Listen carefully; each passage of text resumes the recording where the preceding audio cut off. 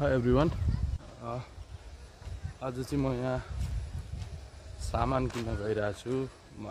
सामान भन्नाले त्यो भोलि श्राद्ध छ घरमा, त्यसको लागि सामान किन्नुपर्ने छ।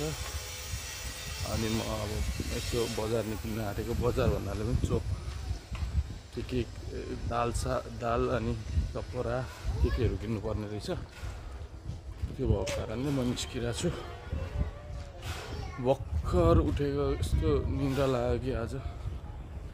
अनि भर्खर उठेर मुखसुख गयो, पानी पिएँ, अब निस्किँदैछु। आमाको सासूको तिथि रे भोलि। त्यो हुँदाखेरि सासूको मेरो हजुरआमाको पनि सासू बुवाको आमाको तिथि भोलिको दिन, त्यो दिनमा बित्नु भएको रहेछ भनौँ न। भोलि श्राद्ध छ। अब टपरा हो कि टपरा भन्दा पनि एउटा प्लास्टिक हुन्छ नि, क्लिप लाउनेवाला प्लास्टिक, त्यो चाहिँ ल्याउनु पर्ला भनेर सोचिरहेको छु। त्यो भयो भने बाहिर जाँदा पनि जाँदैन, सामान झर्दैन, सजिलै गुरुहरूलाई दिन मिल्छ भनेर। हिजो चाहिँ मैले भिडियो हाल्न पाइनँ। हिजो म बाहिर गएको थिएँ। बाहिर भन्नाले बाहिर अब बनाउने टाइम थिएन मलाई होइन। हिजो चाहिँ हाल्न पाइनँ। अब आज हाल्छु। 6 बजीतिर, 6-7 बजीतिर चाहिँ हाल्छु भनेर सोचिरहेको छु। हिजो म विराटनगरभन्दा बाहिर निस्केको थिएँ, त्यही कारणले हाल्न पाइनँ। बिजी पनि थिएँ बिहानदेखि नै। हल्का काम, मेरै कामको सिलसिलामा म गएको थिएँ।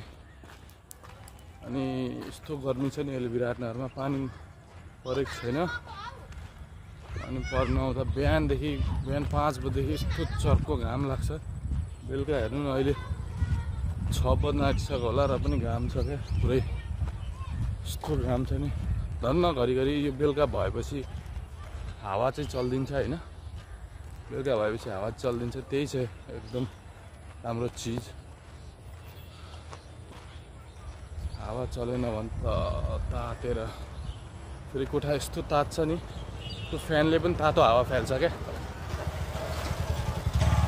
फ्यानले पनि तातो हावा फाल्छ अनि मरिन्छ गर्मीले। सर्र नुहाउने बेलामा, के अरे सुत्ने बेलामा सर्र एकचोटि नुहायो, अनि बिहान उठेपछि एकचोटि नुहायो, त्यसैले हल्का फुल्का बाँचेको जस्तो हुन्छ।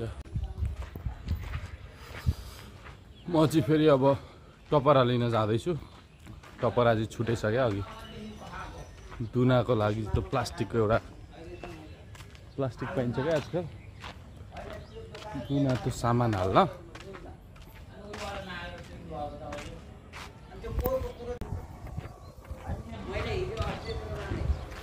बल्ल घाम गयो, अब हिँड्न पनि मजा आउँछ क्या। शीतल भयो कि घाम हुँदैन, मजा आउँछ। अब हावा पनि चलिरहेछ। म फेरि अब के गर्नु, त्यो बिर्सेछ अघि ल्याउनु, त्यही लिन जानु पर्यो। यहाँ हिँड्दै 10 मिनट जति लाग्छ। कञ्चनबारी चोक त पुग्नु पर्दैन, अलिकति ओरै हो, त्यहाँसम्ममा छ।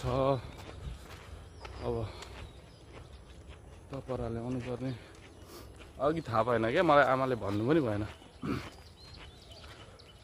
मैले अब त्यो दुना सिधा हाल्ने दुना मात्र जस्तो लाग्यो मलाई।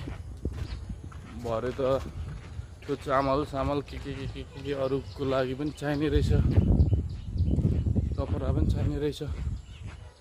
त्यही भएर टपरा पनि लिनुपर्ने भयो।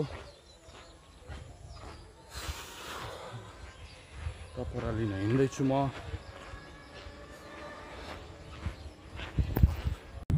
यहाँनिर सनसेट हुँदा कस्तो दामी भ्यू देखिन्छ क्या। आज त अघि भइसक्यो, नत्र बवाल भ्यू देखिन्थ्यो। म चाहिँ यो सर्टकट बाटो हिँड्छु क्या। उता अर्को बाटो पनि छ न त होइन, कञ्चनबारी त्यो साइडतिर जाने। तर म चाहिँ सर्टकट बाटो हिँड्छु भन्नाले भित्रभित्र यताको यो साइडबाट। अनि ठ्याक्कै त्यो लिन गएको पसल अगाडि नै ठ्याक्कै पुगिन्छ क्या, यो बाटो एन्ड नै त्यहीँ हुन्छ क्या। त्यही भएर उताबाट अर्को बाटो आयो भने अलिकति त्यो साइड गएर फेरि यता आउनुपर्छ क्या, अलि लामै जस्तो लाग्छ क्या मलाई। त्यही भएर म यही बाटो हिँड्छु, गाडीहरू पनि हुँदैन, केही शोर सराबा यस्तो हल्ला खल्ला पनि हुँदैन, आनन्द चिल बाटो छ यो।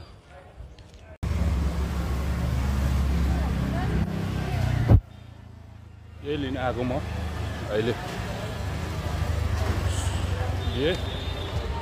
अब घरतिर लाग्दैछु। 10 रुपियाँको टारे एउटा टपराको 10 रुपियाँ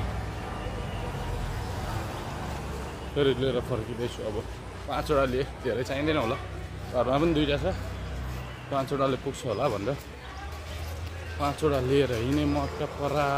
नची सामान लिएर फर्किँदैछु कि यहाँनिर। अनि मैले आमालाई एउटा क्वेसन गरेको थिएँ क्या, अब बुढाबुढी मान्छे धेरै उमेर भइसक्यो, गर्नु नभने छोडिदिनु, किन गर्नुहुन्छ, आफै नसक्ने अवस्थामा भइएको छ।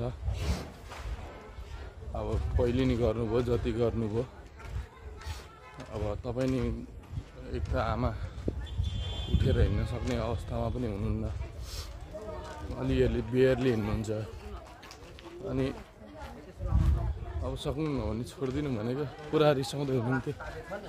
म खेताला लाएर भए पनि गर्छु, म खेताला लाएर भए पनि म श्राद्ध गर्छु भन्नुहुन्छ।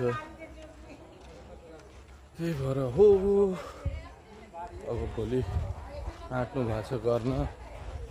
हेरौँ, लाइक सेयर अनि कमेन्ट गरिदिनु होला भिडियोमा, अनि च्यानललाई सब्सक्राइब पनि गरिदिनु होला। अब आज चाहिँ यहीँ इन्ड गरौँ होला, अब भोलि अर्को नयाँ के यस्तै भिडियोहरू लिएर आउनेछु। त्यति दिनसम्मको लागि बाई।